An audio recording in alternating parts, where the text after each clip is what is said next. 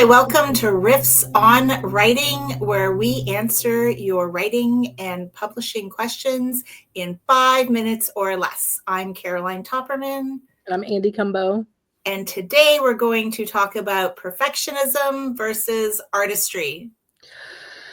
Yeah, it's a big topic, right? So all of us want our writing to be as good as it can possibly be, Of course. right? But there is a point at which you have to just kind of call it and say it's done, because there is a limit to how much polishing you can do on a manuscript before it becomes sawdust. Yeah, right. It's like sawed down. It has no edge. It has no grit. It has nothing. It has no soul. Shiny. Yeah. Yeah. So tell me, Caroline, like when do you see this happening for people? Like, why do you think people get in this perfectionism loop? I think it's when they're afraid to put their work out into the world and they're afraid of hearing criticism, because I mean, that's really what you're going to get, right? Nobody's afraid of hearing positive things. Or maybe some people are, but I find that I've actually worked with several people in recent months that just won't stop and just keep going back and going back and going back, maybe even several years. And they just don't know, and they won't listen to anyone. They just keep going back to every little thing. And I think it's unfortunate too, because really, I think they start to lose the feeling, they start to lose maybe even why they want their work out in the world. Sure.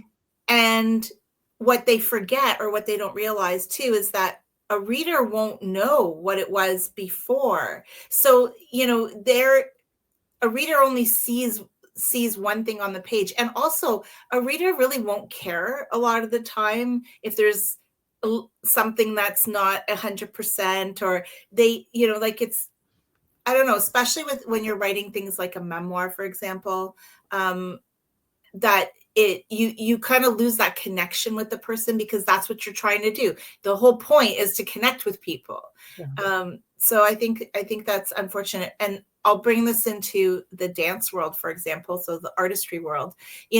When we were always told, like, if you make a mistake, as long as you're smiling and you're still presenting yourself and your hands are still in the position they're supposed to be in, nobody will notice your feet if you make a mistake. So always just go out on that stage and smile. And I think that really applies if you think about it with writing. Yeah. It's making me too think about that adage about write hot, edit cold. There is a point at which so much cold will destroy the heat, I think. Yeah. Like, it just kind of takes the energy out of a piece. So, I mean, and I don't think we have a prescription for when you stop editing, but if you're working with an editor and they tell you it's good, probably then's a good time to believe them and just stop, because you're never going to get it perfect. No. There is no such thing as perfect in art. And you're never going to get, I don't mean this pessimistically, I mean, this is just the reality. It is never going to match what is in your head. Oh, yeah.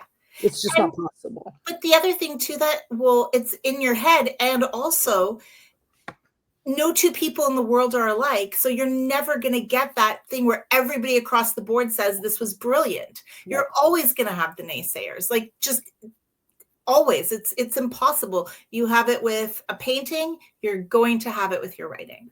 Yep, absolutely. So do your edits, do good edits, good line edits, good proofreading. Don't do skip it the edits. all, but don't keep reworking the clay until it's just mud, because that's no use.